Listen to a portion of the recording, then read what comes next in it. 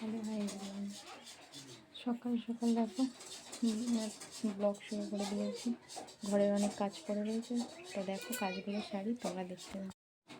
দেখো বিছানার হালটা কী অবস্থা। এখন বিছানাটা গুছিয়ে নেব। ও বিছানা গুছানো আমার কমপ্লিট। মশারিটা ওরকমভাবে গুছিয়ে রেখেছি, কারণ দুপুরবেলাও তো ঘুমাতে হয়, তার জন্য আবার মশারি খাটাবো, তার জন্য দুটো কোণ খাটিয়ে রাখি।